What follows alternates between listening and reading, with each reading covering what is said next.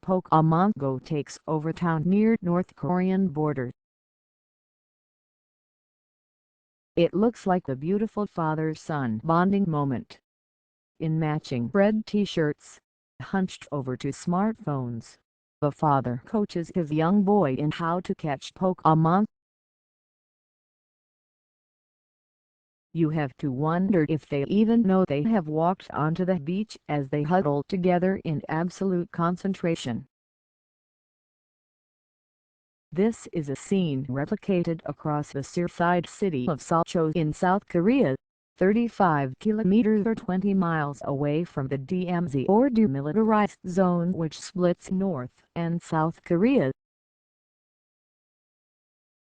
Smartphones raised, brows furrowed.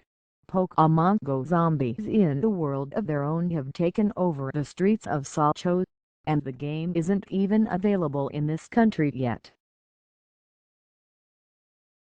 Reed Marithies is the only area in South Korea you can play the augmented reality game that has swept the world, largely thanks to a technical loophole.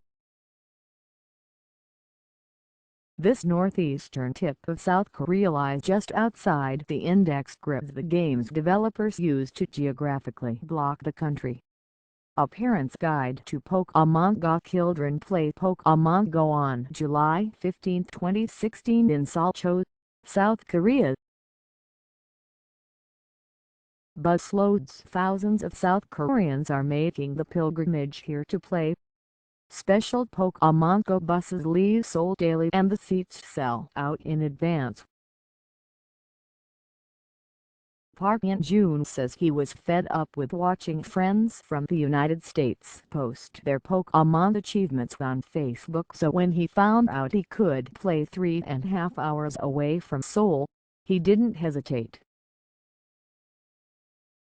It's pretty interesting because it's something that relates to our reality. Pokemons are appearing in our world. I think it's awesome, he says. His friend Crystal Seong traveled from her home in Beijing. China is another country where the game is not yet available. Seocho residents appear to have embraced their newfound fame, none more so than the mayor himself, Lee Byung-se, or Drive.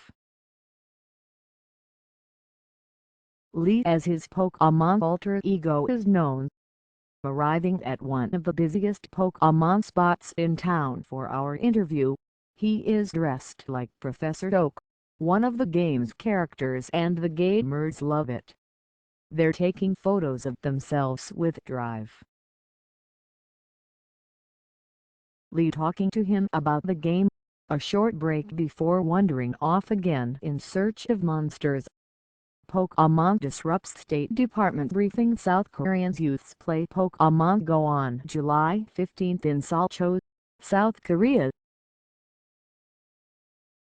Lee has organized extra Wi-Fi zones and mobile charging stations around town, and local businesses are offering discounts to customers who have caught the most Pokemon. Our residents are very happy and thankful we can play this here because it's the only region in South Korea, says Mayor Lee. I think we are blessed. As long as Pokemon Go is not available elsewhere in South Korea, he should feel blessed. He sees a long summer ahead of him filled with extra tourists. Hotels are booked out and Seocho is now well and truly on the map. Pokemon Korea says at this point nothing is decided on when the game will officially launch here. Some local media have suggested the fact Google Maps is restricted here due to security concerns may complicate the matter. The South Korean government denies that. Google is requesting full map data from South Korea, a request that has to be cleared by 7 ministries, including the Defense and Foreign Ministries and the National Intelligence Service.